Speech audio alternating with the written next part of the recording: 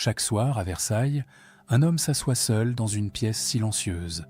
Devant lui, le repas du roi, potage fumant, viandes en sauce, desserts aux fruits confits. Il porte une cuillère à ses lèvres, il ferme les yeux, et il attend. 1 minute, 2 minutes, 3 minutes. S'il ne s'effondre pas, alors seulement Louis XIV peut manger. Cet homme n'a pas de nom dans les livres d'histoire.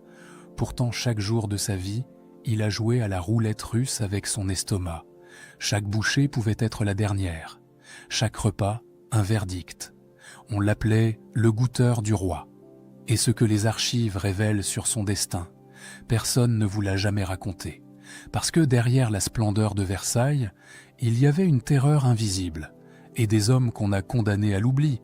Ce soir, pour la première fois, on leur rend justice. Mais avant de plonger dans cette histoire, dites-moi en commentaire d'où vous regardez cette vidéo. Et si l'histoire cachée de la France vous passionne autant que moi, abonnez-vous. Chaque semaine, on déterre ensemble des vérités que personne n'ose raconter. Maintenant, remontons le temps. Versailles brille de 1000 feux. Nous sommes en 1682, au cœur du règne le plus glorieux de l'histoire de France. Le château est devenu le centre du monde. Les ambassadeurs de toute l'Europe s'y pressent pour admirer ses jardins, ses fontaines, ses galeries dorées. Et chaque soir, dans la grande salle du palais, un spectacle unique se déroule sous les yeux de centaines de courtisans. On appelle cela le grand couvert. C'est le moment où Louis XIV dîne en public. Le roi Soleil mange seul, assis face à une foule de nobles, en perruque poudrée et robe de soie. Personne ne parle, personne ne bouge. On regarde le souverain porter chaque bouchée à ses lèvres, comme s'il s'agissait d'un acte sacré. Car dans cette France du XVIIe siècle, tout ce que fait le roi est sacré, même manger. La table croule sous les mets les plus raffinés du royaume. Des potages aux herbes fines, des viandes rôties à la broche pendant des heures, des poissons venus des côtes normandes, des pâtisseries aux amandes et aux fruits confits. Le tout servi dans de la vaisselle d'or et d'argent, par des dizaines de serviteurs en livrée bleue et rouge. C'est un spectacle de puissance absolue, une démonstration de richesse et de majesté. Mais ce que les courtisans ne voient pas, ce que les ambassadeurs étrangers ne soupçonnent pas, c'est ce qui se passe avant que le premier plat n'atteigne la table royale. Dans une pièce adjacente, loin des regards et des chandeliers, un homme attend. Devant lui, une portion de chaque plat du menu royal, les mêmes potages, les mêmes viandes, les mêmes desserts. Mais lui ne mange pas pour le plaisir, il mange pour survivre ou pour mourir. Cet homme, c'est le goûteur du roi. Son travail est simple à décrire, mais terrifiant à accomplir.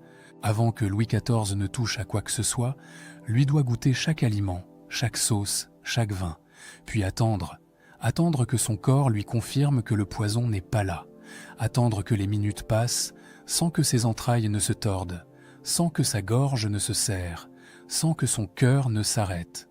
Si rien ne se passe, le plat est déclaré sûr, et le roi peut manger en paix. Mais si quelque chose se passe, alors le goûteur aura accompli sa mission, il aura donné sa vie pour sauver celle du souverain. Et demain, un autre prendra sa place. Pourquoi une telle précaution, vous demandez-vous peut-être? Pourquoi transformer chaque repas en épreuve mortelle? La réponse tient en un mot qui a fait trembler toute la France pendant des années, un mot que l'on murmurait dans les couloirs de Versailles avec une terreur à peine dissimulée, le poison. Car dans les années 1670 et 1680, la France a connu l'un des plus grands scandales criminels de son histoire, une affaire si sombre, si terrifiante, qu'elle a failli emporter la monarchie elle-même. On l'a appelée l'affaire des poisons, et ce qu'elle a révélé dépasse tout ce que l'on peut imaginer. Tout a commencé par une enquête ordinaire. En 1679, la police de Paris arrête une femme du nom de Catherine Monvoisin. On la surnomme la Voisin. Officiellement, elle vend des filtres d'amour et lit l'avenir dans les cartes. Mais très vite, les interrogatoires révèlent une réalité bien plus sinistre. La voisine ne vend pas seulement des potions pour séduire, elle vend des poisons pour tuer. Et ses clients ne sont pas des criminels des bas-fonds de Paris, ce sont des duchesses, des marquises, des comtesses, des femmes de la plus haute noblesse française qui viennent chez elle pour se débarrasser d'un mari encombrant, d'une rivale gênante ou d'un héritier qui tarde trop à mourir. Les révélations sont effroyables, des centaines de personnes sont impliquées, des prêtres ont célébré des messes noires, des enfants auraient été sacrifiés dans des rituels démoniaques, et le nom qui revient sans cesse dans les confessions des accusés glace le sang de tous ceux qui l'entendent. Madame de Montespan, la favorite du roi, la femme la plus puissante de France après Louis XIV lui-même. Les témoignages affirment qu'elle a participé à ces cérémonies, qu'elle a demandé des filtres pour garder l'amour du roi, qu'elle a peut-être même envisagé de l'empoisonner lorsqu'il a commencé à se détourner d'elle.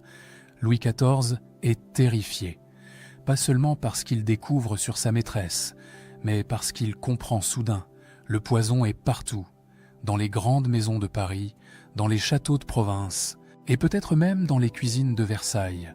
Une phrase circule alors dans tout le royaume, rapportée par les archives de l'époque. Elle dit ceci: « Il n'est point de maison à Paris où l'on ne craigne d'être empoisonné par ses propres domestiques. Personne n'est à l'abri, ni les bourgeois, ni les nobles, ni le roi lui-même. » C'est dans ce contexte de terreur que la fonction de goûteur royal prend tout son sens. Ce n'est plus un simple rituel de cour.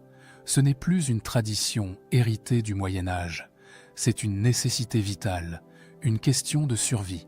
Le goûteur devient la dernière ligne de défense entre Louis XIV et la mort. Un bouclier humain, un homme dont la vie entière se résume à une seule mission: mourir à la place du roi si le poison frappe. Et le plus troublant dans tout cela, c'est que cet homme n'a pas de nom. Les archives de la maison du roi mentionnent des dizaines d'officiers de bouche, d'écuyers tranchants, des chansons et de gentilshommes servants. Mais les goûteurs, eux, sont presque invisibles. On sait qu'ils existaient, on sait qu'ils accomplissaient leurs tâches chaque jour.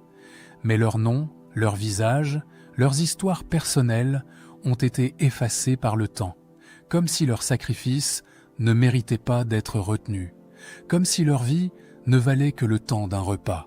Ce soir, nous allons leur rendre ce que l'histoire leur a volé. Nous allons entrer dans leur monde, découvrir leur quotidien, comprendre ce que signifiait vivre avec cette épée de Damoclès au-dessus de la tête, jour après jour, repas après repas. Et nous allons découvrir ce que les archives cachent sur leur destin, un destin que personne n'a jamais raconté. Jusqu'à maintenant, imaginez un instant que vous êtes cet homme.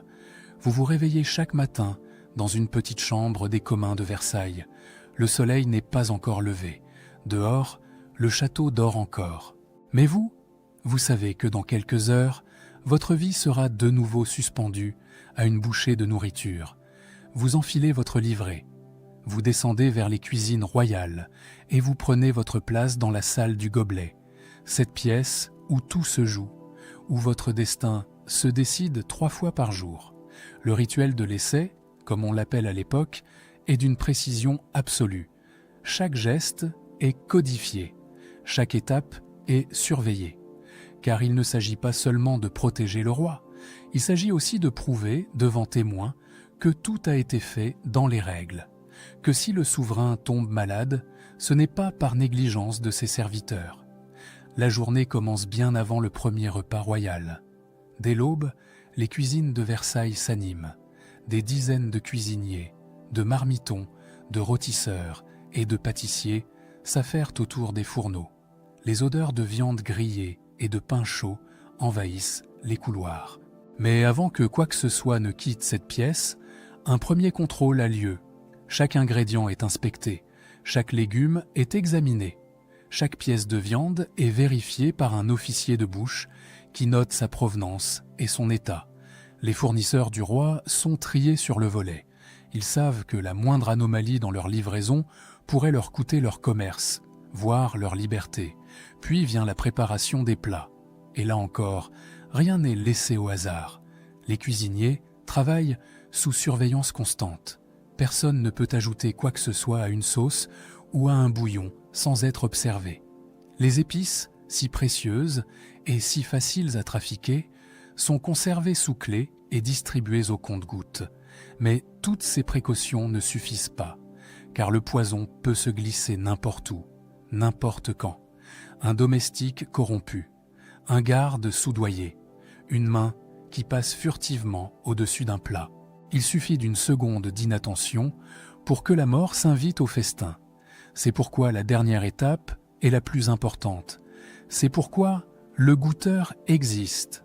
Lorsque les plats sont prêts, ils sont apportés dans la salle du gobelet.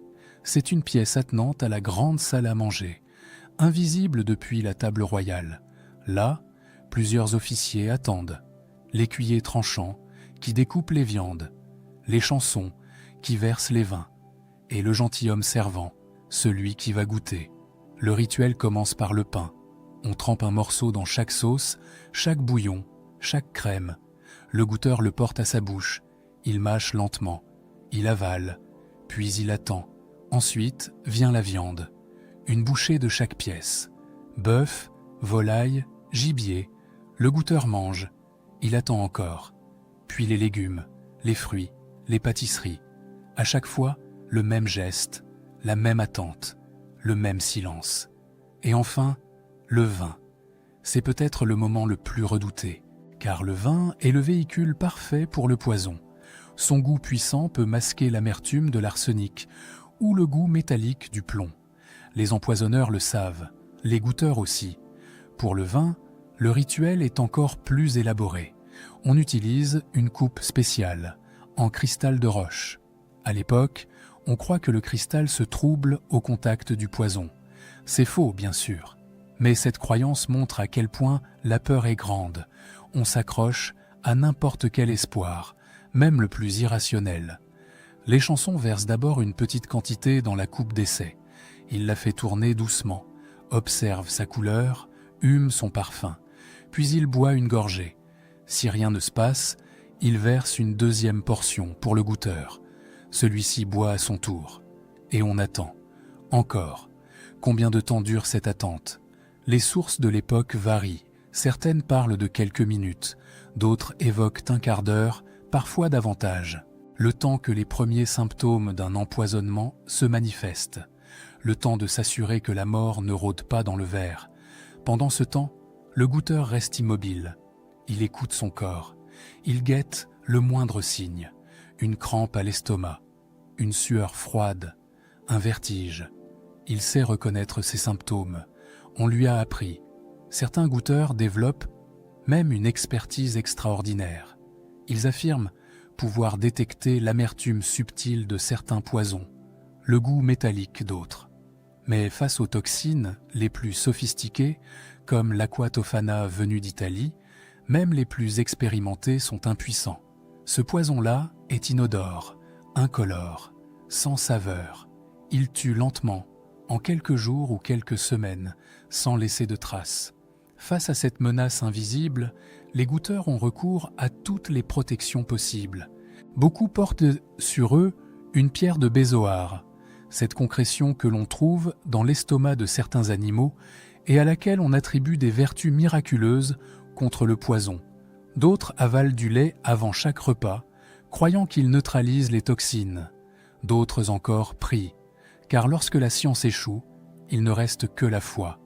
Et puis, lorsque l'attente est terminée, lorsque le goûteur se relève sans trembler, le verdict tombe, le repas est déclaré sûr. Les plats sont emportés vers la grande salle, et Louis XIV peut enfin manger. Mais le goûteur, lui, ne mange pas vraiment. Il survit. Il a gagné une bataille de plus contre un ennemi qu'il ne voit jamais. Demain, il recommencera. Après-demain aussi, et tous les jours, jusqu'à ce que son corps le trahisse, jusqu'à ce que la chance tourne, jusqu'à ce qu'un poison, plus vicieux que les autres, passe entre les mailles du filet. Car c'est là toute la tragédie de cette fonction. Le goûteur ne peut jamais gagner définitivement. Il ne peut que repousser l'échéance. Chaque repas réussi n'est qu'un sursis. Chaque jour de survie n'est qu'un jour de plus avant l'inévitable. Ces hommes vivaient dans une terreur quotidienne que nous avons du mal à imaginer. Ils mangeaient la peur au ventre. Ils dormaient avec l'angoisse du lendemain. Et ils savaient, au fond d'eux-mêmes, que leur vie ne valait rien d'autre que le service qu'ils rendaient. Un service que personne ne reconnaissait. Un sacrifice que personne ne célébrait.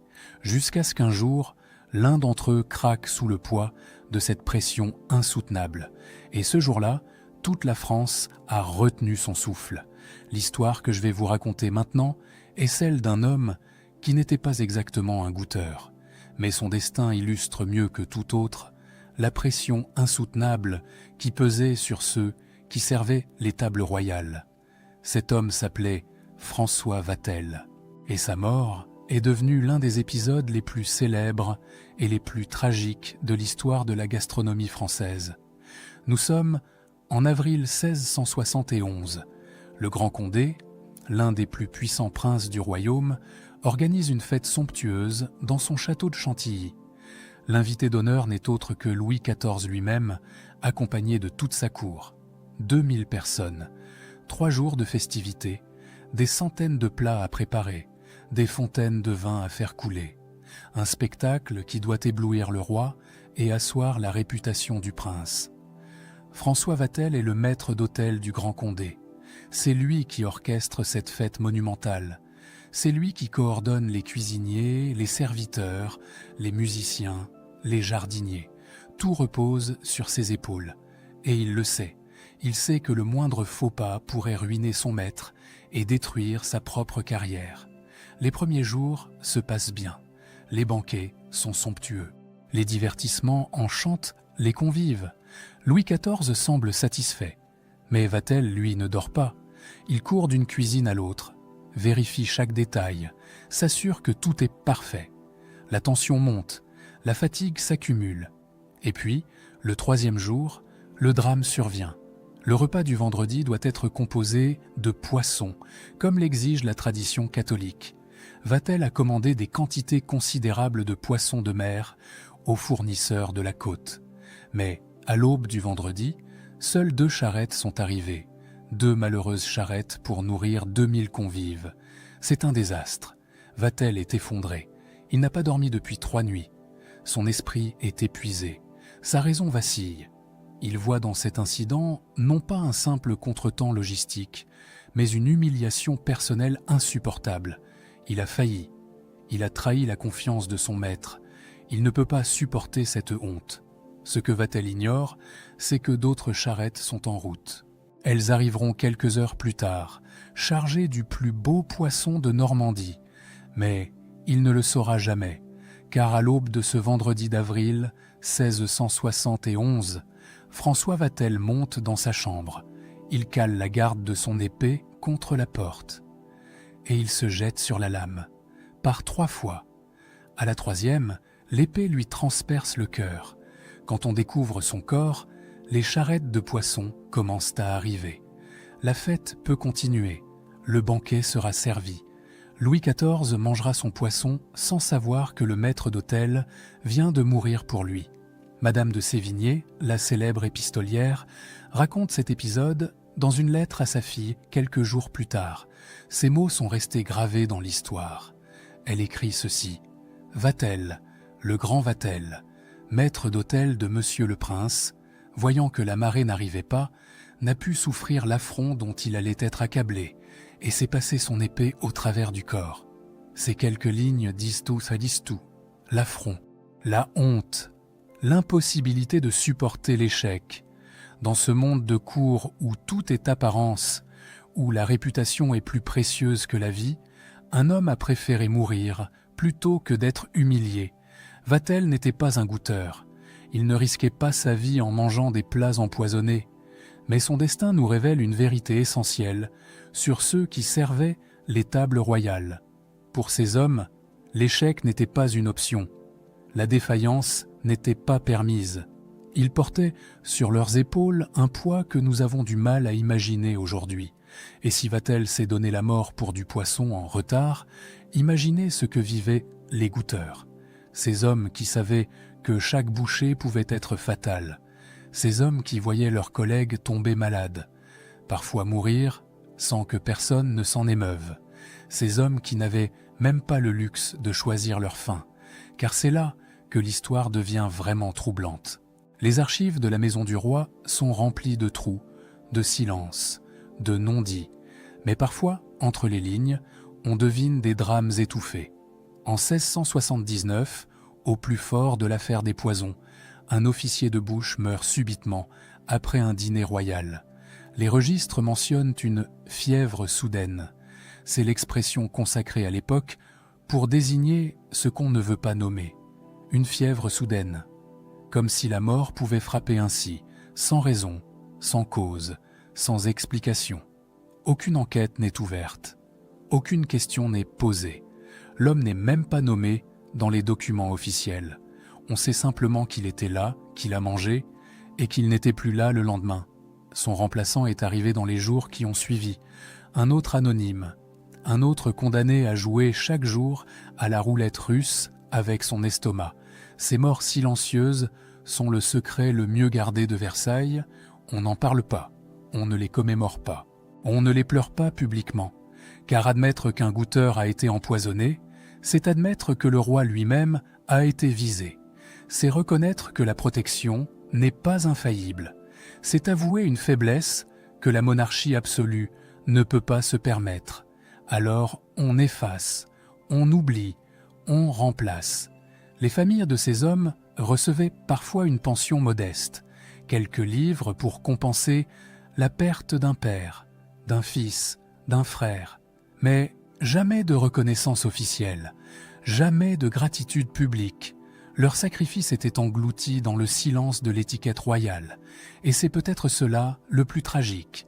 Ces hommes ont donné leur vie pour protéger le roi. Ils ont accepté de mourir pour que Louis XIV vive. Et en échange, ils n'ont reçu que l'oubli. Pas de statue, pas de plaque, pas même un nom dans les registres, juste le silence. Et la certitude que demain, un autre prendrait leur place, sans savoir qu'ils marchaient sur les traces d'un fantôme. Il y a une question que l'on ne peut pas éviter lorsque l'on raconte cette histoire. Une question qui nous hante depuis le début de ce récit. Comment ces hommes ont-ils pu accepter une telle fonction? Comment pouvait-on se lever chaque matin en sachant que ce jour serait peut-être le dernier? Comment vivait-on avec cette certitude que sa propre vie ne valait rien d'autre que le service rendu au roi? Pour comprendre, il faut se replonger dans la mentalité de l'époque. Nous sommes au XVIIe siècle. La France est une monarchie absolue. Louis XIV règne par droit divin. Il n'est pas seulement le chef de l'État, il est le représentant de Dieu sur terre. Sa personne est sacrée. Sa vie est infiniment plus précieuse que celle de n'importe lequel de ses sujets. Dans ce monde, servir le roi n'est pas un simple emploi. C'est un honneur suprême. Les familles les plus modestes rêvent de voir l'un des leurs entrer à la maison du roi. Cela signifie une place assurée, un revenu stable et surtout un prestige immense. Celui qui sert le roi, même dans les tâches les plus humbles, participe à la grandeur du royaume. Il fait partie du cercle magique qui entoure le souverain. Les goûteurs appartenaient à ce cercle. Ils portaient la livrée royale, ces habits aux couleurs du roi que seuls les serviteurs de Versailles avaient le droit de revêtir. Ils vivaient dans l'enceinte du château, à quelques pas des appartements royaux. Ils côtoyaient les plus grands noms de France, même s'ils ne leur adressaient jamais la parole. Ils étaient témoins des secrets de la cour, des intrigues de pouvoir, des amours et des trahisons qui se jouaient dans les couloirs dorés. Pour un homme issu du peuple, c'était une élévation inimaginable, une chance que des milliers d'autres auraient saisie sans hésiter. Et si le prix à payer était de risquer sa vie à chaque repas, eh bien, c'était le prix de la grandeur. C'était le sacrifice que demandait l'honneur de servir. Mais derrière cet honneur officiel, il y avait une réalité bien plus sombre, car les goûteurs n'avaient pas vraiment le choix. Une fois entrés au service du roi, ils ne pouvaient plus partir. Quitter la maison du roi sans autorisation était un crime. Refuser d'accomplir ses devoirs était une trahison. Ces hommes étaient là, liés à leurs fonctions, comme des serfs étaient liés à leur terre. Leur vie ne leur appartenait plus. Et puis, il y avait la peur. Cette peur qui rongeait les entrailles, qui empêchait de dormir, qui transformait chaque repas en épreuve. Les témoignages de l'époque, rares mais précieux, nous laissent entrevoir cette angoisse quotidienne. Un domestique de Versailles écrit dans une lettre retrouvée bien des années plus tard: « Nous savions tous que notre vie ne valait rien face à celle du maître, et pourtant, nous mangions, chaque jour, car c'était notre devoir. Et dans ce devoir, il y avait une forme de grandeur que personne ne comprenait. » Cette phrase résume tout le paradoxe de leur condition. Ils savaient qu'ils étaient sacrifiables. Ils savaient que leur mort ne changerait rien, qu'un autre les remplacerait aussitôt, que personne ne pleurerait leur disparition. Et pourtant, ils trouvaient dans ce sacrifice une forme de noblesse. Ils se sentaient utiles, indispensables même. Sans eux, le roi ne pourrait pas manger. Sans eux, la monarchie s'effondrerait dans la terreur du poison. Ils étaient les gardiens invisibles du royaume. Mais cette noblesse avait un goût amer, car au fond, ces hommes n'étaient que des instruments, des outils humains au service d'un système qui les méprisait. On les utilisait tant qu'ils étaient utiles. On les jetait dès qu'ils ne l'étaient plus. Les archives révèlent que certains goûteurs ont développé des troubles que nous appellerions aujourd'hui des traumatismes psychologiques, des insomnies chroniques, des crises d'angoisse avant chaque repas, des comportements obsessionnels, comme vérifier 10 fois chaque plat avant d'oser y toucher. Certains ont sombré dans l'alcool, cherchant dans le vin le courage que leur esprit ne trouvait plus. D'autres ont perdu la raison, incapables de supporter plus longtemps cette pression inhumaine. Et le plus cruel dans tout cela, c'est que personne ne s'en souciait.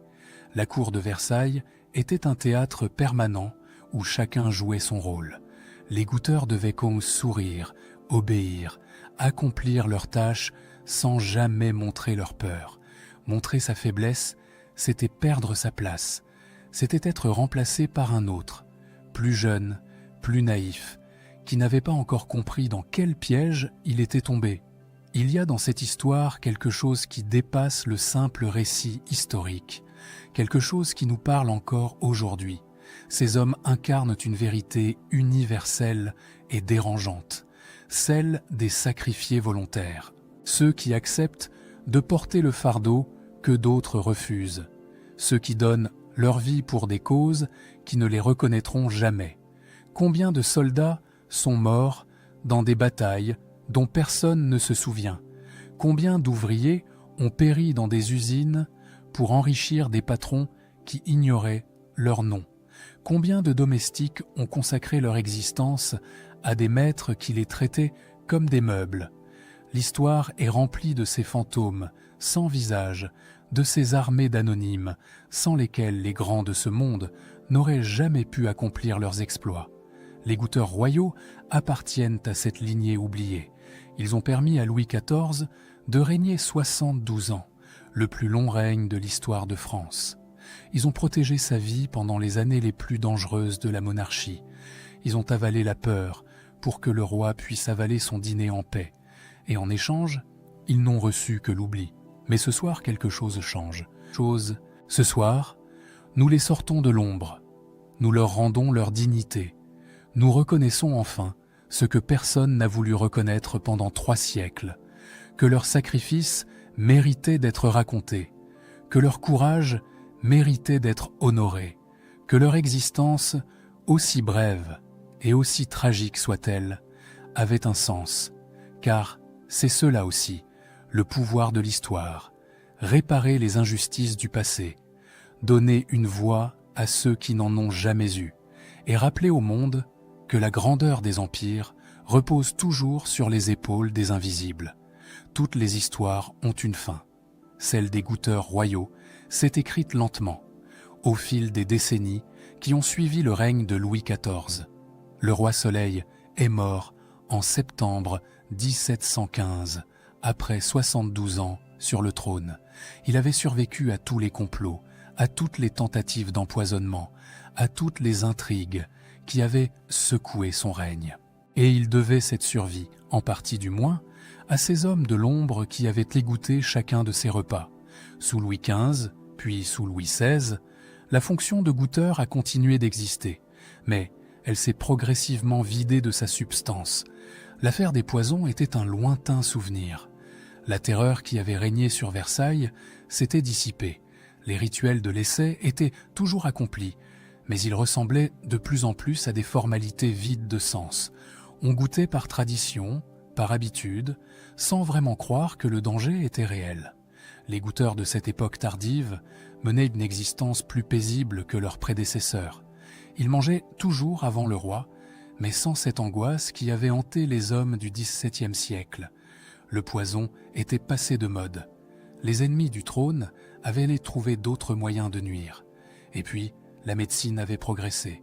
On comprenait mieux les maladies. On distinguait mieux les symptômes d'un empoisonnement de ceux d'une simple indigestion. La peur avait reculé, même si elle n'avait jamais complètement disparu. Et puis, en 1789, tout s'est effondré. La Révolution française a balayé l'Ancien Régime comme un coup de vent emporte les feuilles mortes. Le peuple de Paris a marché sur Versailles. La famille royale a été ramenée de force dans la capitale, et les milliers de serviteurs qui peuplaient là, le château, se sont retrouvés du jour au lendemain sans maître et sans emploi. Les goûteurs ont disparu dans cette tourmente. Certains ont fui à l'étranger, suivant les nobles qui avaient choisi l'exil. D'autres sont restés en France, espérant se faire oublier, cherchant à survivre dans ce monde nouveau qui n'avait plus besoin d'eux. Quelques-uns ont été arrêtés, accusés d'avoir servi la tyrannie. Leurs noms apparaissent parfois dans les registres des prisons révolutionnaires. Mais la plupart ont simplement disparu, engloutis par l'anonymat d'où ils étaient bottièrement venus. Et Louis XVI, le dernier roi qu'ils avaient desservi, a connu un destin que personne n'aurait pu prévoir. Lui, qui avait eu des dizaines de goûteurs pour le protéger du poison, lui dont chaque bouchée avait été testée pendant des années. Il est mort d'une manière contre laquelle aucun goûteur ne pouvait rien. Le 21 janvier 1793, sur la place de la Révolution, la lame de la guillotine s'est abattue sur son cou. Une mort que personne n'avait pu essayer à sa place. Une mort face à laquelle tous les rituels du monde étaient impuissants. Il y a dans cette ironie du sort quelque chose de profondément troublant.